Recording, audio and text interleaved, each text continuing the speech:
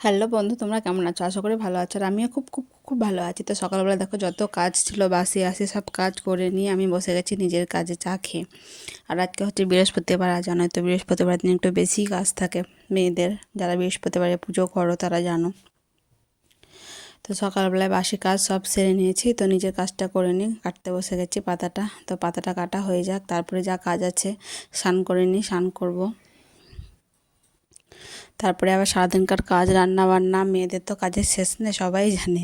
সকাল থেকে সন্ধ্যা অবধি উঠে তারপরে তো এই যে একটা বাড়তি কাজ আমাদের আছেই। সারাদিন সংসারের যত কাজ সব তো আছেই, তারপরে এটা হলো বাড়তি কাজ একটা। বসে থাকবো, বসে সংসারের কাজ সামলে যতটা করতে পারি, যতটা আশ্রয় হয় আর কি করবো বলো। তো দেখো ওদিকে পাতা কেটে জাগ দিয়ে বাড়িতে ধান সিদ্ধ করেছিলাম, তাই চালগুলো একটু ঝেড়ে নিচ্ছি। দুই একটা কাঁকড় আছে, তো কাঁকড়গুলো না বাছলে ভাত খাওয়া যাবে না। তো কাঁকড়গুলো আমি বেছে নিচ্ছি। এক একটা ধানও আছে আর গুঁড়ো আছে, না ঝাড়লে তো ভাত খাওয়া যাবে না,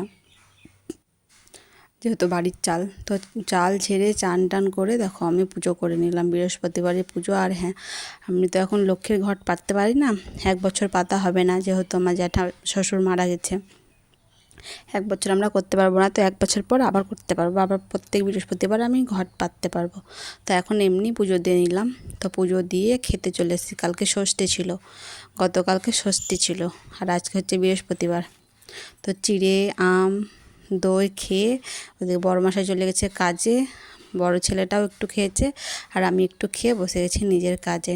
তো কাজ 1-1 ঘন্টা 1.5 ঘন্টা একটু কাজটা করে নিই, তারপরে রান্নাঘরে চলে এসেছি। আবার দেখো রান্নাঘরে ফ্রিজে ছিল 3 দিন 4 দিনকার ঝিঙে, মিষ্টি কুমড়ো, করলা, তো মিষ্টি কুমড়ো না, চাল কুমড়ো। এগুলো হচ্ছে আমার বাপের বাড়ির সবজি। ছোটো ছেলেটা গিয়েছিল নিয়ে এসছে, তো আবার আজকে গিয়েছে। তো কুমড়োটা বানিয়ে নিলাম।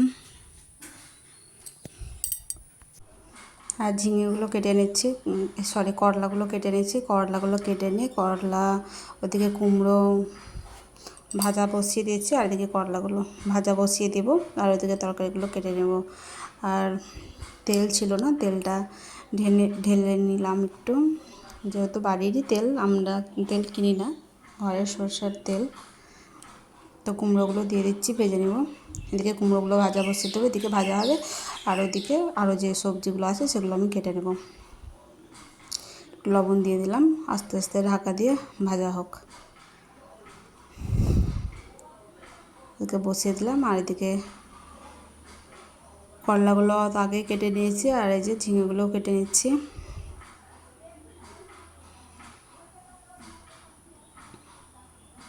ঝিঙে পোস্ত করবো। আজ বৃহস্পতিবার, নিরামিষ। তোমরা কে কে নিরামিষ খাও বৃহস্পতিবার শনিবার কমেন্ট করে বলো, ঠিক আছে? আর ষষ্ঠীতে কে কে গিয়েছিলে বাবার বাড়ি কমেন্ট করে বলো। আমি কিন্তু যাইনি, আমার ষষ্ঠী হবে না, তাই আমি যাইনি। ছোটো ছেলেটা গিয়েছে। আর কুমড়োর মধ্যে একটু চিনি দিয়ে দিলাম,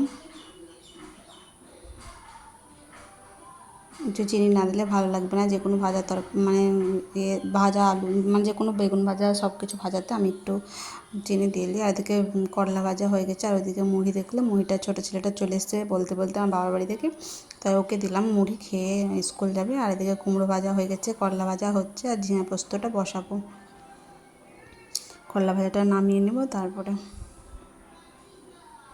আর আগামীকাল পোস্তটা নিয়ে এসেছিলো, পোস্তটা আমি আরও মেলা সবজি বলছি সরি, আরও মেলা মুদিখানার দোকানে জিনিসপত্র নিয়ে এসছে, যেগুলো আমি এখনও মানে কৌটোর মধ্যে ঢেলে রাখতে পারিনি। তো পোস্তটা ভাবলাম একবারে কৌটোর মধ্যে ঢেলেই নিই। আর এখানে পেস্ট করে দিয়েছি আমি একসাথে, পোস্ত, কাঁচা লঙ্কা, আদা, একটা টমেটোও দিয়েছিলাম, যেহেতু বেশি পোস্ত তো পেস্ট করা যাবে না, অল্প পোস্ত, তাই একটু বেশি হলো। আর এদিকে পোস্ত নামিয়ে আমি ভাত বসিয়ে দিয়েছি। ভাতটা রান্না করে ওদিকে ঘরটা মুছে আমি চলে এসেছি নিজের কাজে।